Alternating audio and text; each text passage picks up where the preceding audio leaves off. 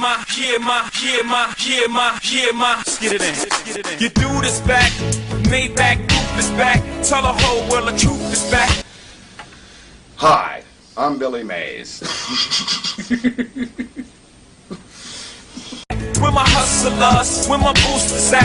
I don't care what you do for stack. I know the world glued you back to the wall. You gotta run through that. I've been through that, been shot at, shoot that.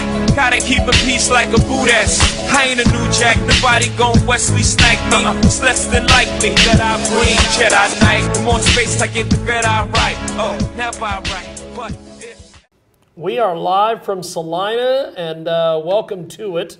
I'm James Lowe, Jiggy Jaguar, and this evening we are going to do me and Gary used to do a show on Access. It used to be called Sample Text, where we would have conservatives, liberals, we would have people that were elected, people that were in office, people that were running for office, and they would all come on and we would talk about current events and things.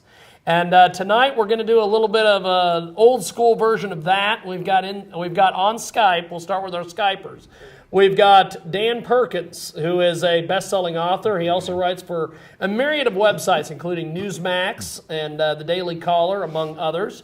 We also have my good friend Don Mazzella, who is a best-selling author as well, and he has a little project called SB Digest. And find them on Twitter, hashtag SB Digest. And in studio, we have my good, close, personal, longtime friend, Mr. Gary Schwartzendruber, the fantastic Gary Schwartzendruber. He is a unapologetic, progressive, liberal Democrat, I guess you would say. Precise. And also, my other good friend, Jack Mace. And first of all, Gary, give us a little bit of introduction on yourself, then we'll let Jack introduce himself, and then we'll start the discussion. I was born and raised on a small family sharecrop farm in Michigan, the base of the thumb. Everybody knows where that's at. We were poor, didn't know it, born and raised Mennonite. We discovered we have that in common. Right. Quick preface, I can't ignore this. By the age 12, I was quite sure, however, that had I been born in India and had all Mennonites been born in India, we would be happy Hindus and, of course, would be every bit as good as Mennonites in Christianity. Asked my minister that, and he said, Gary, it's not for me to judge. I knew he was not telling me I was wrong. So I was very liberal as a child. Now, Jack, give us a brief introduction on yourself, my friend. Well, I'm one of those guys that was born and raised in a very conservative church, and by the time I got out of high school, I found that I didn't even really understand what that word conservative meant. It had lost its meaning, and when I would seek answers, I got stock answers that didn't even get close to what I was really trying to find out. As I get older, I don't even really understand what liberal means either. I've come to believe that both of those words we just as well classify them as catchphrases only, and every time we come to one of them, just say catchphrase. I'll shake on that. That's fantastic. Now, Dan and Dawn, listening to Jack here and listening to this opening comment about conservative and liberal and everything, what do you guys think of that as far as how the language and how everything has changed over the years? Well, Jiggy, I'm going to jump in first. Yes. That last statement is so accurate. The words conservative and liberal have long since lost their meaning in America today, much as other words like dreamers. That's the word that really fries me a little bit as well, referring to the children of illegal immigrants or whatever you want to say. I believe part of the problem in America today is we're too quick to label people racist, whatever you want to say, and I certainly agree with the last speaker. They've long since lost meaning. I'll turn it over to Dan.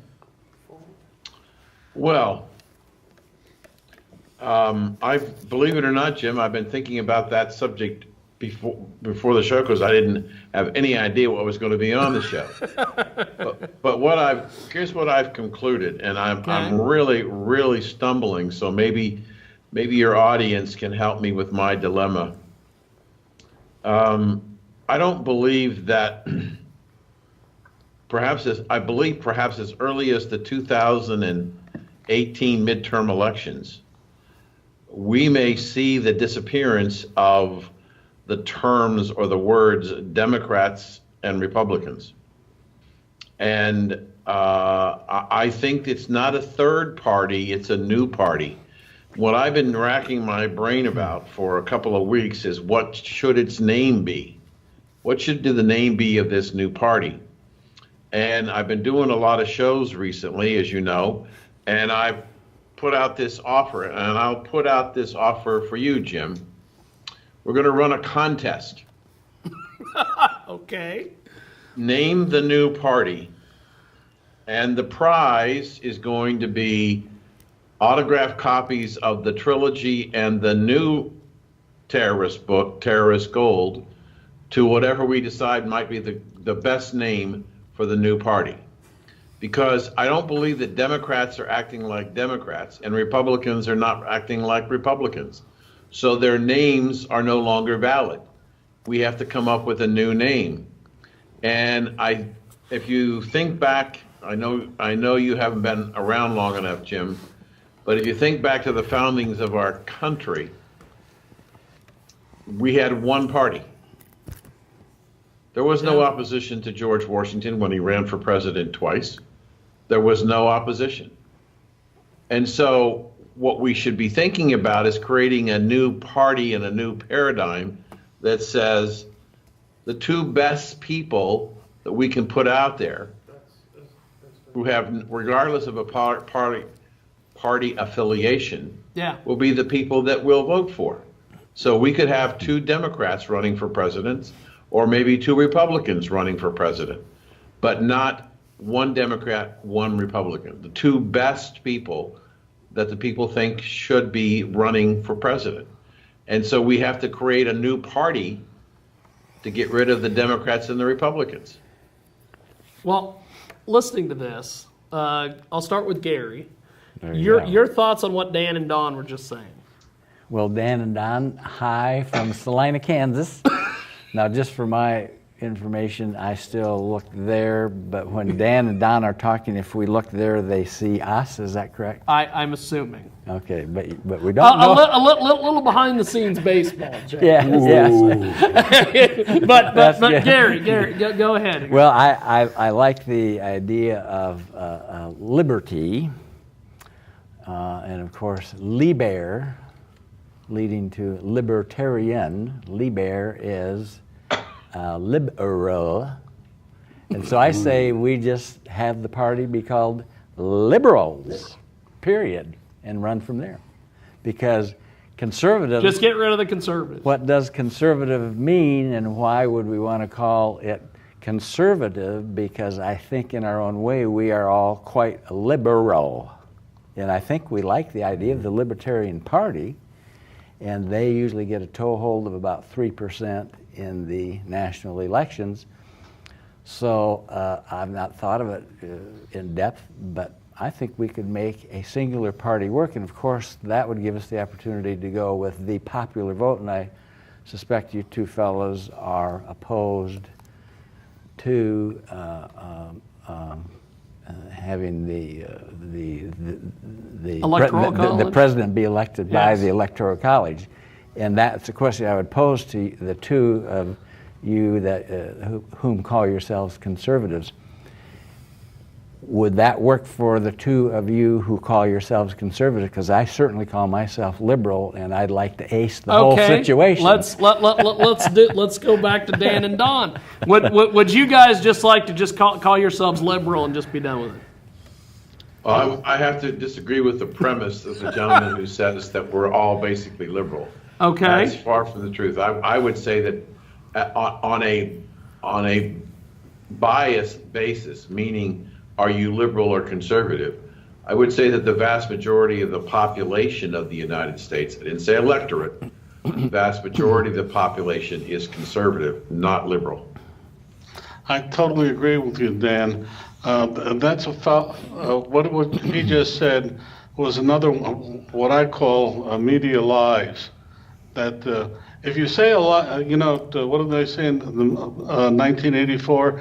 If you say a lie enough times, people begin to believe it. But every study that I've seen, if you work down into the surveys, etc., Americans, for instance, are very conservative. And I'll give you one example because I know it well, which is marijuana. The headline blast out there that 87% of the American public believes in marijuana. But if you break down the results, less than 27% believe in recreational, unrestricted recreational. A majority of them feel like I do, that medical marijuana in carefully controlled situations can be helpful to people. Finally, our Veterans Administration has finally said we're going to have studies to help it. But yet, if you to say that 87% of Americans believe in medical and marijuana is again a lie, and I can go on and on. I'm a little tired of hearing that. And the first thing out of the box, you just said, well, we're all liberals. I would never consider myself a liberal, nor... I didn't think you would, Don. Well, but I'm not, certainly I think I'm a little bit to the left of Dan, but more importantly, I think I speak for a great many Americans who I believe are basically believe in church, in religion, in fair play, all the things, certainly in free speech, which is heavily under attack today from, quote, liberals, unquote. I mean, to sit there and say it. And I'll stop now. Hey, Don, Jack, you made a gesture. Jump in there, my friend. First of all, I would really love to hear your definition of conservative and of liberal. But this business to throw this blanket thing out to say that all liberals or that that free speech is under attack from the liberals, quite frankly, I'm kind of finding it the other direction, depending on what you call conservative and liberal. And I want to give you a little bit of background on that. I substitute teach at about 4 different districts, and I run into an awfully lot of different types of people. I have this one good friend, incidentally, who generally sees himself totally opposite me, and he calls himself a rank conservative. And I am a bleeding heart liberal until we sit down and start talking about the specific issues. When we start talking about the issues of how people are affected by the government either direction, I have this view of every law that's made has 2 faces on it. One is a dollar sign, and the other is a human face. Now, when my friend and I sit down and talk, we will get to the human face real quickly. But when it comes to politics, it immediately goes to money. And I think this is one of the most ridiculous ideas that I've ever met. And the human face gets lost. And then I simply say, but what about the human face again? I bring him back to this. Oh yes, but. Where's the but? He and I agree on the basic issues of human integrity, of human entitlement. And I don't want you to get into the issues of entitlements in terms of what people get from the government. I mean basic human entitlement to be able to just simply survive. And I don't find that our efforts to help those people survive, I don't find those efforts at all encroached upon, as you suggest, free speech that we're encroaching on free speech. Where in the world do you come up with this? I'll be happy to answer that. Okay. I look very hard. I've been a reporter for over 50 years, and to me, I go by the dictum that was taught to me in 1963 in college, that given a choice between a free press and a free society, I would choose a free press, because a free press will get me a free society. What we have today under attack on our in our media, on our campuses, and in our I just saw today they took a southern statue of a southern soldier out of a cemetery. The point is, when I don't see a single person on the quote liberal side, forget Democrat, liberal side, coming out and saying what's happening in Berkeley and on the campuses when somebody wants to talk who quote is will offend the ears. I don't when they don't come out, whether they're liberal or not, whether they're Democrats or not, don't come out and attack these people who are nothing but Gestapo type people, black shirts from Nazism, preventing people on campus, which is supposed to be the place for free exchange. You see it now in the statues, you see it all over the place. I happen to live in the New York City area. You cannot even talk. I went to a party on Saturday night, and I was sitting listening to the people, and these were intelligent, very rich, very educated people. And the way they were talking, I thought I was back in Nazi Germany. The point simply is we are not defending our institutions, the institutions that made this country great. And what are they? Free speech, free enterprise, the things, I don't know who you and your friend talk about, but we've destroyed the black family in America. The statistic I love to hear, to repeat here, that the participation in education, after the trillions of dollars we've spent since 1964, has not gone up one single percentage point from 1964 to today. Does that not tell you you want to have people have a chance to get ahead in this world? You've got to first educate them. And if all those trillions of dollars can't improve their educational outcome, there's something wrong. I'd like to respond. I would like to ask a question. You're talking about not the education funding not going up.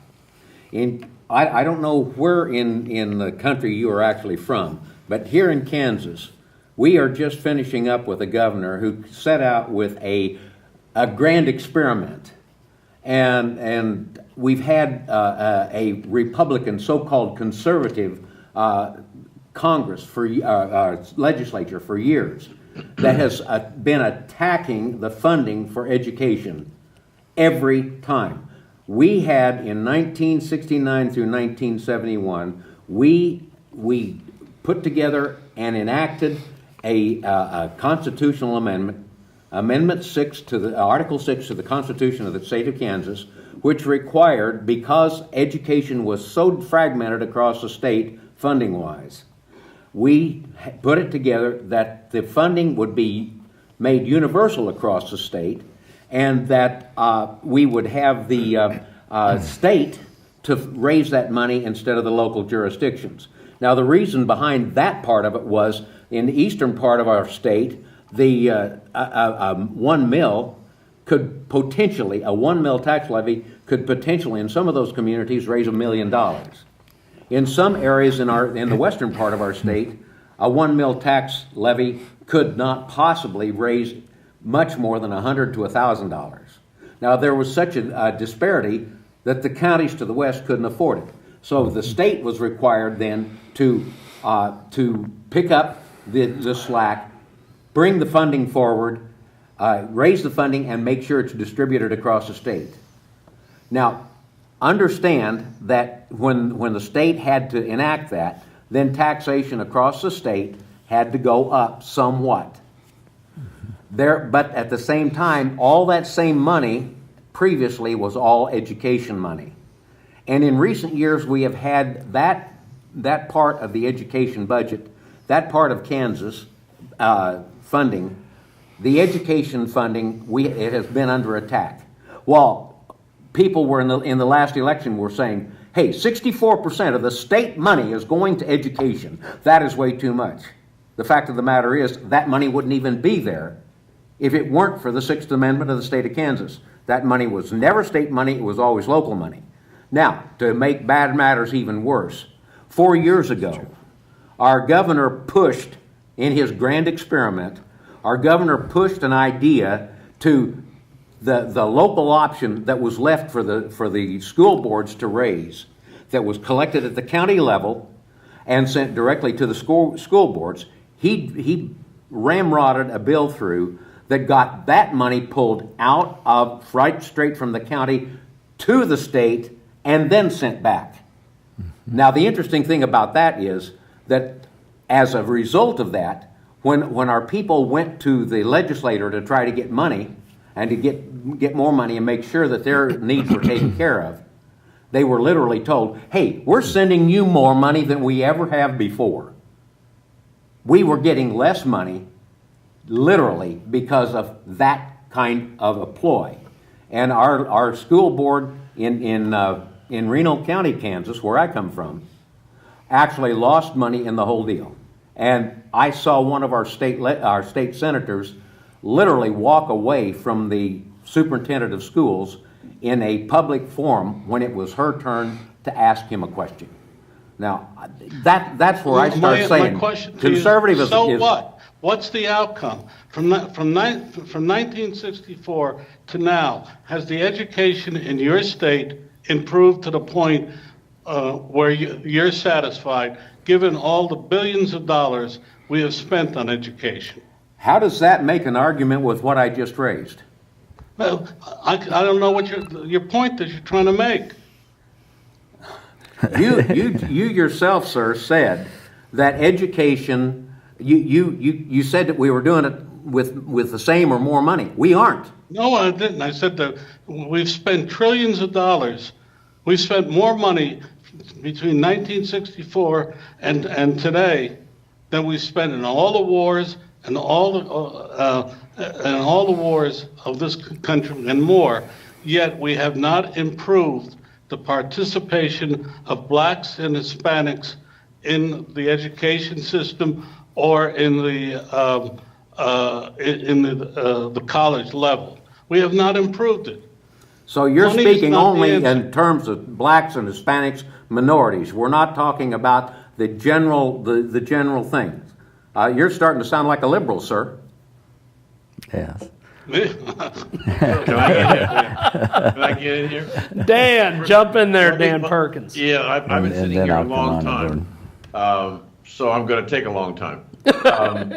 Go ahead. Let's deal with some facts. Let's go back in the conversation a little bit. There's an organization called Antiva. Antiva, as a philosophy, they are aligned with the Democratic Party left liberal. Their philosophy is that if you do not agree with me, you have no right to say anything. So there is no free speech. There's only Antiva speech, anarchy. Now let's go back to your college students. Recent survey, which was released today, says that 27% of college students today believe that if you don't agree with the institution, the people, the students, violence is appropriate to get rid of you. So they're saying 27% of college students in this country are saying that it's all right to suppress freedom of speech with violence. That doesn't work, shouldn't work in this country. Now to go to your question. If you spent time, as I have, as a registered investment advisor, and you look at the amount of money that we spend on education, and why we're continually putting more money in education? If you sat down and you went through the budget of the University of Kansas, what you would find is about 77% of the total operating budget of the school is salary, benefits, and pension payments. Has nothing to do with education. How? Because these contracts that the teachers union have done at the college and the high school and the grade school level have created enormous amounts of unfunded pension liabilities that this country will never be able to pay. And every time they negotiate a new contract, they want more salary and more benefits.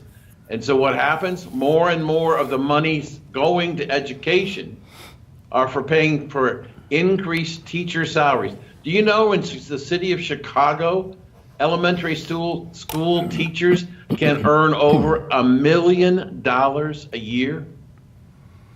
Show me the money. I do not believe you, sir.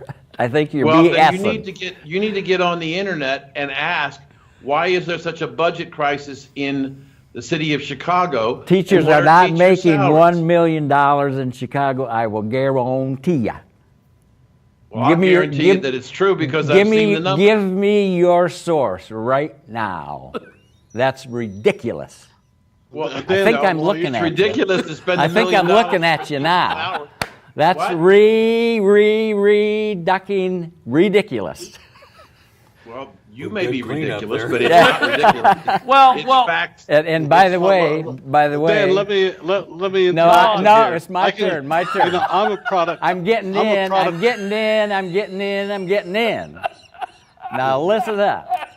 We're gonna go. Go, We're gonna go back. Tell me what's wrong with the party being called the Liberty Party, libertarians. I'm gonna backtrack to the Let's first topic. get seriously. Let's get back to the basis. You conservatives are every bit as liberty oriented as us liberals. And the Libertarian Party probably has the right idea, except you and I don't want to give someone the perfect 100% liberty to be a greedy bastard all the time. So I'm saying you guys believe in liberty as much as I do. And then one other point I want us to get at, I want you mentioned churches and religions. I want someone to give me your description, your definition of God, and we'll go from there. So let's get back to, do you guys consider yourselves being a believer in liberty? Let's take that one. Don or Dan, jump in there, my friends. It's an interesting word, liberty. Thomas Jefferson had a definition of it. Liberty is the I'll quote learned hand. Liberty is the right to exist and to do things within the confines of accepted sociological norms. That's Justice Leonard Hand. You're asking to define an abstraction, in my view.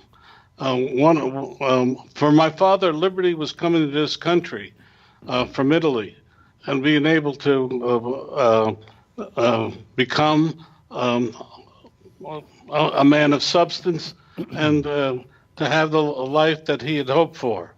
To a black person, it may be the ability to go to sit in the front of the bus. Everybody has their own different definition of it. Just to jump to your, my favorite definition of God is man invented God, and God in his benevolence invented man,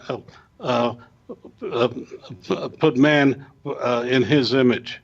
Those kind of questions, in my view, do not advance a discussion. I would like to point out to you that when I went to the Newark school system in New Jersey, there were 168,000 students in Newark, and there were 69 administrative people.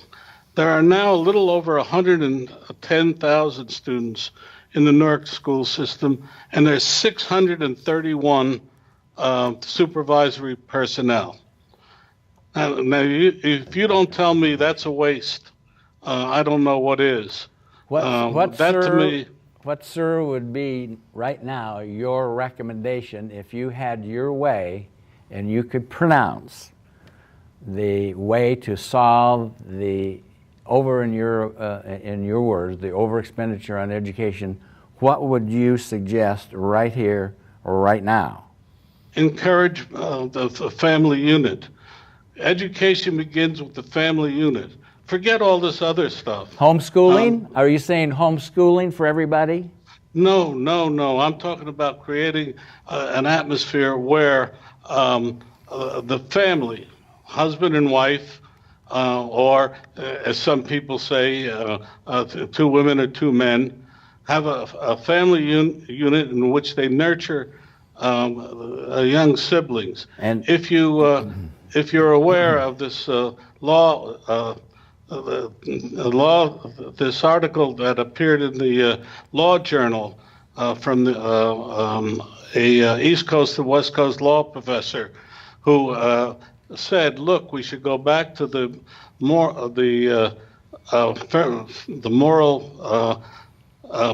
basis of the 40s, 50s, and early 60s, rather than what we have today, and then the attack on it."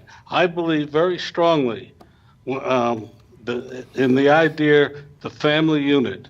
There's problems, yes. We all know divorced families, etc., and we all know that old song about staying together for the children.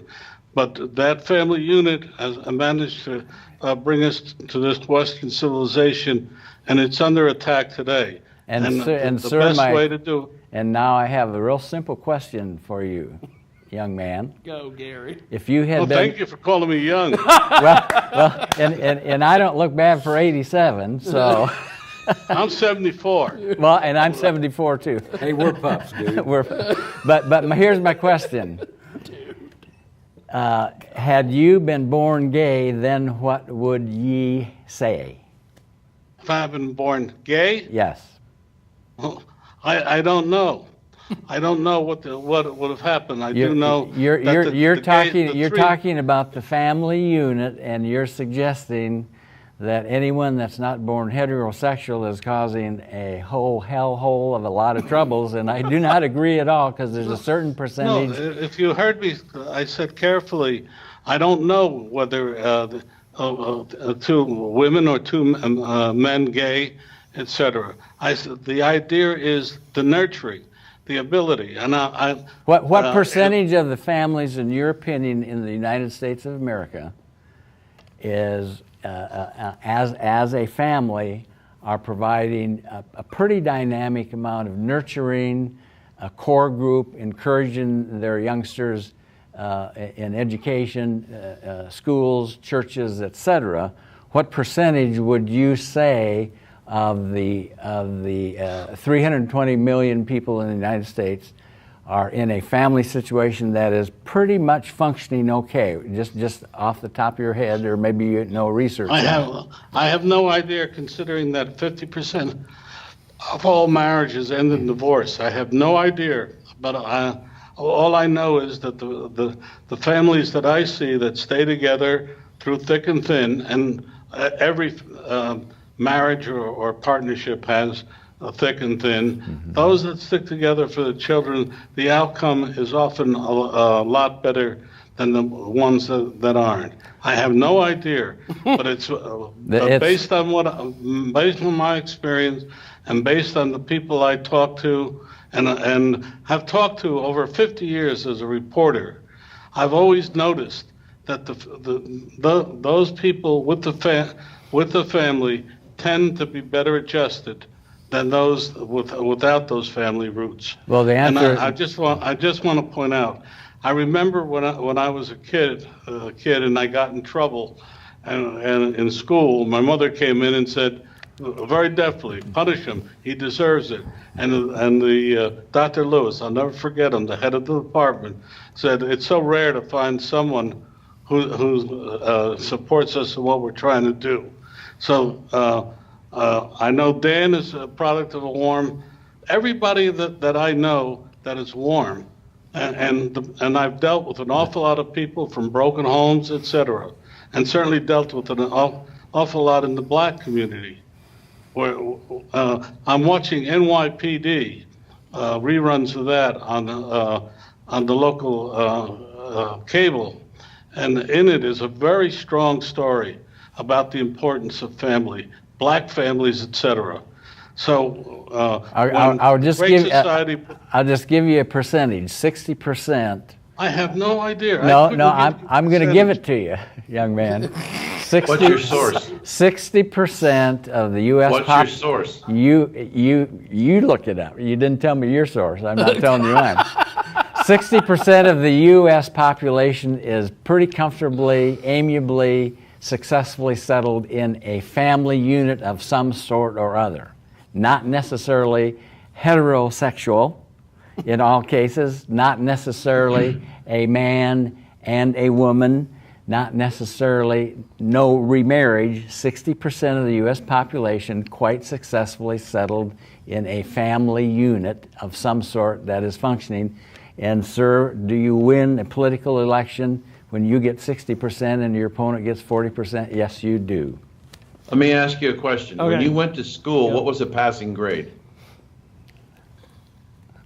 What was a C? A C minus. What was the passing? What's the number? C. Is it 75, 73, 72? What is it? What? The number of people that received a passing grade. No. No, Answer my the question. percentage to get a What was passing a grade. passing grade in school? You don't know? You mean now I'm assuming you mean a D is a passing grade. Is that what you want me to assume No, too? not where I went to school. C was a passing grade. A passing 72. grade? No. 72. F is for flunks, or D is a passing grade, whether you like it or not. So what point grade did you have to get a D? Yeah. 70? If you were in a number situation, you needed probably 62%. Passing was 62. Yes. Unfortunately. What do you think? You're telling me, What do you you're think it telling me, was? based on your source, America failed because they couldn't get the passing grade of a D of 62. You said 60%. No. So your analysis kind of failed. You're saying America failed a passing grade for the American family. No, I'm saying 60% of the American people are succeeding. They are passing the grade of being a relatively functional family unit. It's the same damn thing. What are you talking about? You just told me that Well, a passing grade was 62. And you're saying only 60. So you're saying 40% of America failed. Numbers. Jack, you His number, had not my a number, it's his question. number. Dan, Sure. Jack was sitting here writing something. You had a question for Dan Perkins. Go. Yeah, first of all, I want to say, I want to go back just briefly to that free speech stuff. In Kansas, the liberals are afraid to speak up. It's not the conservatives. So I just want to put that one to rest. I don't know how you get this idea that it's completely across the country. But in Kansas, I said that there are hold it. Let me finish it. Two groups in that are Kansas, speech. we have people who are Democrats that are afraid to speak up because I know some that have absolutely lost business. Now I want to move away from that because your part of the country and my part of the country seem to be totally different at that point. And over where you live, people are calling the liberals Nazi, and here it's just the other way around. So we've got a bit of a communication mess up there. in Southwest Florida. Pardon? We don't use Nazis term Who did? in Southwest Florida. How about KKK? No, we don't have those. I don't there think either. they used that either. That term didn't And originate in this room. we tonight. don't call people racist and homophobes and bigots and xenophobes and all that stuff. We don't use that language in Southwest Florida. Okay, we now don't do I that. want to move a little bit further. Now, you said just a few minutes Canada? ago that you are a financial consultant. Did I understand you correctly? Dan is a financial consultant. Okay, yes. Dan, you commented 43 years of experience. You were the one that professed to have knowledge of the Kansas budget. I will tell you that lately, only since the most recent legislature, are the Kansas budgets for education back up. They have not been up traditionally. We have had Kansas education budgets that were operating on 1989 levels of funding for the 21st century, despite the fact, and that's in real numbers, but or I will say in terms of percentages, but despite the fact that the costs have gone up way beyond that. Now, having said that, I want to ask you as a financial consultant. Just to clarify a point, did you say that the cost of education? No, I did not. Kansas I is said going the up? money that is being spent on it. Okay? Now, Money goes up, but that the cost of education isn't going up. no, sir, you're mixing terms up here. I said our education programs in the state of Kansas have been operating on commensurate levels, commensurate to 1985-89. They have not gone up appreciably as you have suggested that. Now, you go to Chicago and you mentioned about people getting $1 million, educators getting $1 million a year. Perhaps if they are professors in colleges, that might happen. But I got a question for you. You being a financial consultant, I'm assuming that you believe in the commission concepts. You get a commission off every sale you make, right? No, sir, I don't. Okay, so how do you make your money? Do you make your money off of just somebody gives you money for something? I'm a registered investment advisor. Okay. And my compensation is paid based on the amount of assets that I manage. I am specifically prohibited under the SEC rules to participate in any transaction income on any transaction with a client. Okay, fine. I like that. Okay. The next level of my question is, who taught you how to become a financial advisor? Who taught me? Yeah. Mm-hmm. Who helped you get the education that let you become a financial advisor so you can make, I'm assuming you're making 6 digits or at least maybe 7? I wish I was making 7, but I am making 6. I wish you were too, but that's beside the point. But you are making money. Oh, let's see. I bet you people in your state make the 6-figure numbers too, don't they? The we probably have educators. a good many of those. A significant number. Should they not be paid just as well as you are for having given you the ability to learn and for giving you the ability to earn that living? And unfortunately, there's a disparity there. Oh, yeah. You didn't build that. Wonderful. Great transition. I give you credit. Dan, can I answer this one? Yes, Sure, Don, jump in there. No, what you're about to say, that teachers deserve money for being in the classroom. Couldn't agree more. That's not what I said. I said they deserve the money for teaching you how to make 10 times what they make. Oh, well, interesting point. There's a study coming out that shows that in the last 6 years, ending in 2016, the average teacher's salary was, if I remember the figure correctly, 13% more increase than the average salary for college graduates, just college graduates, not graduate school, college graduates in private industry. And they were already they weren't already there, huh? They weren't. No, I'm talking about the average college student you're talking about. Salary is closing in on $100,000 a year in the United States.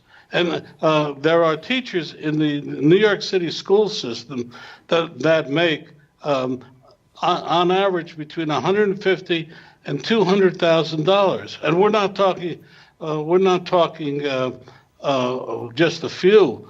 the budgets of the New York City school system, which turns out graduates who cannot make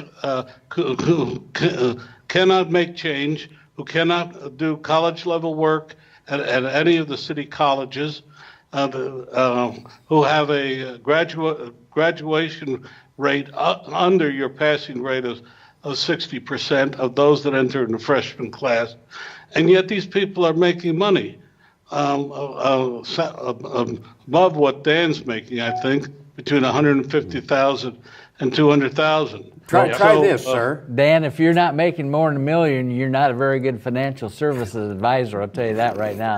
I was in the John Deere business, made a hell of a lot more money than that. I don't presume to know what Dan is making. Try this one on, sir. Let me go back to your question. Let me go back to your question. Let me just add to it and then come back to my question. Okay. What does the average residential property for a person in the so-called middle class cost in New York City and in Florida? What is the average? For a middle class piece of property in New York City? Yeah, for a middle class family. There isn't any. Okay, well, That's very true. Okay, so what does a house cost there? Let's just put it that way. In New York City? A one bedroom, according to Zillow, a one bedroom in Manhattan, okay, the average cost is $470,000. Okay, let me tell you what my house is worth. I live in a very nice residential the average district. house in Manhattan is $7.6 million below 96th Street, and above 96th Street, it's I'm sorry, I don't have all the figures in front of me, but it's half of that. So Okay, let me tell you what my home in Hutchinson, Kansas, in a very nice area, a nice middle class area. It's a 3-bedroom home, and I have finished off the basement nicely, so it's effectively a 4-bedroom home. How much do you think I can get for that in Hutchinson, Kansas? How many square feet? It's 1,100 square feet per floor. So you're saying it's 2,200 square feet or more? Well, they don't count the non-finished part of the basement as residential area. So it's about 1,100 plus another 650. So 1,700 square feet. Yeah. If that house was for sale here in Fort Myers, Florida, it would probably be about $260,000. Guess what? I want to move there because my house can't get $125,000. Well, you know. Now, there's a reason why I'm drawing that analogy, sir. The reason I'm drawing that analogy, sir, is that you're talking about people getting a million plus in New York City for teaching. People in Hutchinson, Kansas cannot start out much over $62,000 if they get a start there. 38. Now, there is a major difference. We are talking apples and oranges, and that's the big problem with this political debate of conservative and liberal. You guys keep talking your apples, and they turn out to be our oranges. You're missing your point. Oh. What is the average income, household income, in Hutchinson, Kansas? Well, to hear the president talk about it, somewhere around $500,000, but I don't think it gets anywhere near that. It's I'm asking 52. you as local real estate experts. It's $52,000 across the state of Kansas is the average. So your $52,000 household income is pretty much in average across the United States. That's about the average household income across the United States. Okay, so now give us the average teacher salary across the United States instead of in New York City and in Florida. Yes. Please. $58,700. The average salary in New York City. You just talked about millions. Oh, no. You said without New York City and without Florida. No, I did not. Include I said all cross. You clearly did. No. No. Oh boy. Okay. Oh boy. Having What a talk senior about freedom moment, of you can't speech remember here? what you're saying? We have one more topic that I want to get everybody's thoughts on before we end this evening, and that is the president. Oh, please. Dan, how do you think the president is doing?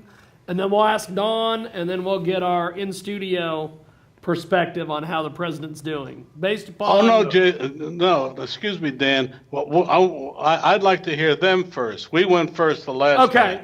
time. After the UN speech, Gary, how is President Trump doing? Well, put it this way, in a nutshell, you fellows and Donald Trump talk about fake news. The only fake news, in my humble opinion, that ever appears is, from Donald Trump and his very close cohorts. Now, to suggest that all the major news and corporations are preaching and teaching fake news is BS to the max. How's he doing? How's he doing? As president? Well, he of course is a Democrat, and he's single-handedly destroying the Republican Party. Right on target. Love it. Jack? Whoa. Well, I would have to say, first of all, that in recent days, not necessarily recent weeks, but in recent days, I have seen a change of what appears to be a change in the public persona of the president. He makes some of us wonder, is he doing what some of us thought he would do and actually switching back to Democrat after he got elected? There were a lot of us that wondered about that during the election. That's number one. Number two, you say, how is he doing? I'm going to tell you, this man has been the individual with the least impulse control sitting in that office that I have ever seen. And it makes it very difficult for me to trust the guy when he has virtually no impulse control. On the other hand, I want to trust, I want to believe in the individual, because this guy is the most severely ADHD person I have ever seen in public office. And you don't have to be a PhD psychologist to understand it. Maybe you just have to be like me. I am an ADD, borderline hyperactive. But I see this guy doing things that I used to get just slapped down for. And I'm sitting back and I'm saying, what? So I want to believe in this guy, but he keeps on doing something every time I turn around that makes me say, you've got to be kidding me. How did he get to the level that he is? That's how I perceive him. Dan and Dawn, give us your thoughts and give us your take on what our studio guest just got done saying. Dan, you go first. All right, I'd be happy to go first. I find it interesting that the Democratic Party, it is now mid-September. We are about 6 weeks away or so from 1 year from the presidential election. The Democratic Party can't seem to admit that they had a loser for a candidate who didn't know how to campaign. She alienated millions and millions of people with her deplorable comment, and she lied to the American people. This was a woman who the American people, 65% of the time, described in a single word as liar. So how has Mr. Trump done? Mr. Trump's done a very interesting job. As to whether or not the fake news, well, let's see if we can find something that proves you wrong. The Justice Department today admitted that under the Obama administration, they in fact wiretapped Mr. Trump's headquarters in New York. Why? You have to ask the FBI why they did. No. What is the public reason that's been given? It's out there. They're not giving an answer. I'm Yes, just they saying are. that CNN reported that the Justice Department did in fact wiretap President Trump when President then Obama said, No, we weren't. When President Trump was with Excuse his me. Did I advisor who interrupt was you? wiretapped. Excuse me. Did I interrupt you when you were making your statement? Then at least extend to me the courtesy to keep your mouth shut when I'm making a statement. Ooh, freedom of speech. Now, how's he doing? Well, I think he's doing pretty well. He's doing pretty well because in the social network universe, he has more followers than all of the top 10 major media outlets combined. And the problem that the major media has with Mr. Trump is he doesn't take their crap. He responds. He calls a spade a spade. And so many times when he has been accused of not telling the truth or the information wasn't true, eventually comes out that what the president said was true. What's his approval rating right now? Approval rating right now. Excuse me. No, give me that percent right now. You don't know it, otherwise you wouldn't be saying what you're saying. What's Trump's approval rating right now? Overall, 70%. It's 34, my dear friend. Excuse me. Actually, his approval rating is about 87% for the people who voted for him. Oh, yeah, but 34% in general. Except they don't know how to count. You're wrong. Gotcha. Oh, Don. See, Apples Jim, and oranges. Don. Jim, Give us. Jim, Go Yes, for it. yes. 34, 34, 34. Dan. this go. is why liberals can't be trusted, because they can't keep their mouth shut. They can't extend common courtesy we only open our mouths to the for other the side. truth. And they interrupt when they know that the other side is speaking the Because you're truth. BSing. Don, Don, jump in there, my man. Well, let's. I'll talk to This that is item. quite the show. If you Go, Don. really analyze the poll results, everybody looks at that one that says approval rating, but then if you ask the one, how do you feel about him, and you dig deep into the surveys, there's surprisingly good numbers for him. But I point out, I think he's doing a better job than people realize. It's unfortunate. His UN speech was masterful if you listen to it totally. It was interesting that the Wall Street Journal ran, which you know is my favorite newspaper, ran with a headline New York Times, that he man. said that he would annihilate North Korea. Then a couple of hours later, they had a run a retraction, realized that was what a zealous reporter reported, not what he said. What he's doing is dismantling some of the more outrageous parts of the government, EPA, et cetera, and education, et cetera, land, et cetera. He's also under much better control. I just talked with someone today who's very close to the White House, and he said that Trump has exploded at Kelly 4 times, his advisor, and Kelly has each time stood there, taken it, what Trump has said, and then gave it right back to him and said, do you want to be president or do you want to be a blowhard? That's a quote.